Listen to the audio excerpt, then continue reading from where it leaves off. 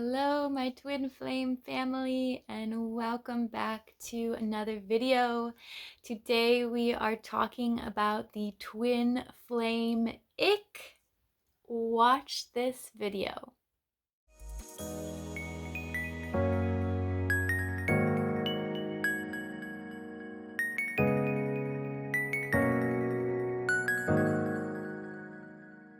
All right, guys, welcome back. So this is a really interesting topic today. We're talking about twin flame ick. Just a side note before we even get started. Personality types that get the ick the strongest, and tell me in the comments below if you resonate as this personality type. So people that get the ick, right? It's like that full body, like like the full body like shivers, the full body like blah, blah, blah, feeling.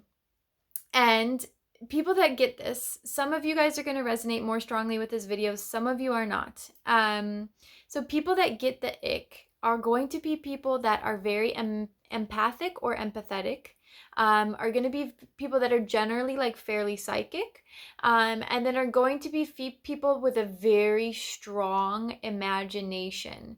So the reason why you're getting the ick is because what you're actually doing when you get the ick is you're reaching into that feeling of whatever the thing is, right? So I'll give two different examples. One example, I got the ick when I was driving in one of the villages nearby where we live, and I saw this dog outside, and he looked pretty run down. There's a lot of like stray dogs in that particular area, and so he was itching himself, and I imagined that he had fleas. I don't actually know if he had fleas, but I imagined like he had fleas all over his body, and then I like felt them all over my body, and I was like, ugh.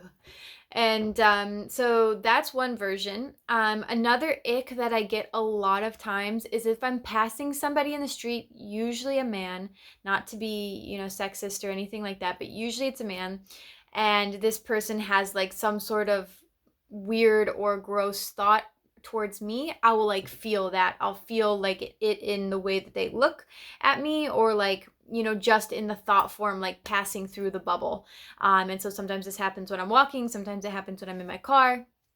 And so then I get like this full body, like kind of goosebumps of like creepy energy, and you have to put that block on you, and you have to protect your energy from that. So let me know in the comments below if you're somebody that gets the ick.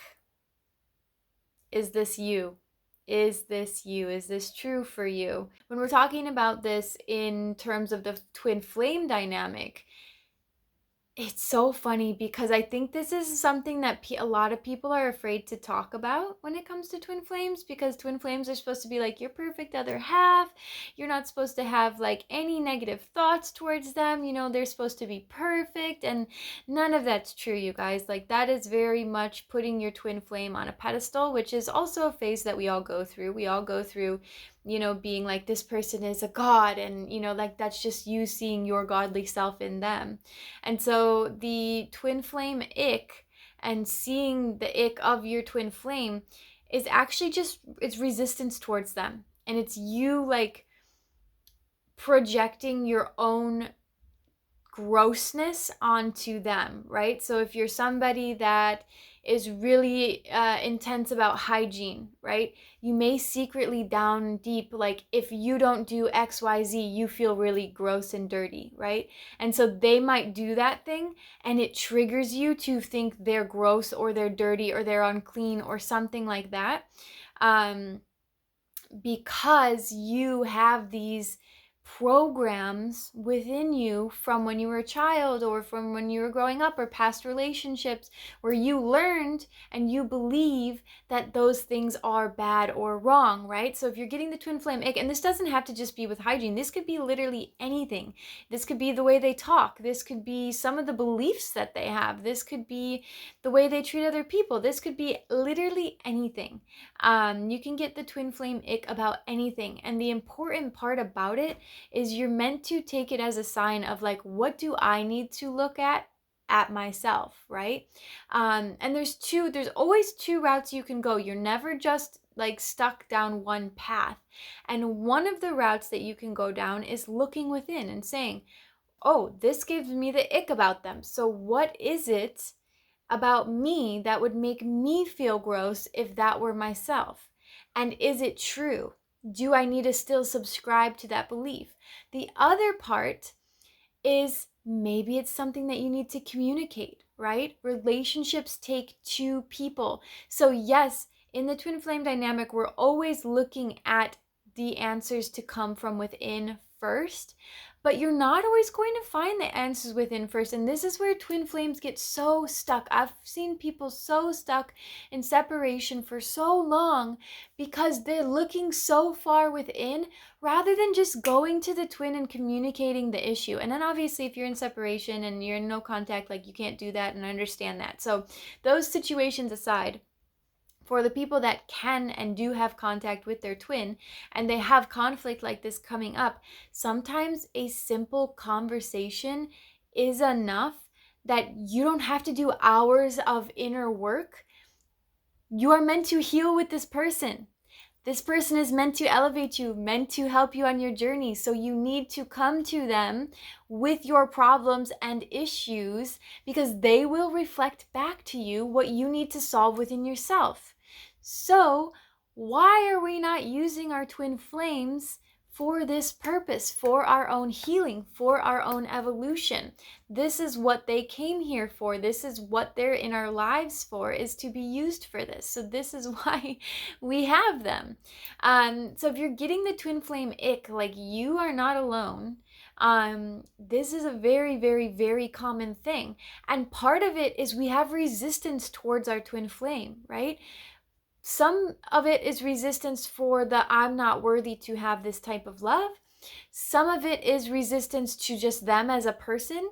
And believe me, this is all divine in nature. This is all literally calculated this way. So I have seen before in a mushroom trip so clearly that even the things I dislike about my partner are actually divine in nature and were calculated to the nth degree, so that I can heal from those things, so that we can continue to learn and grow and shift together as we evolve, right?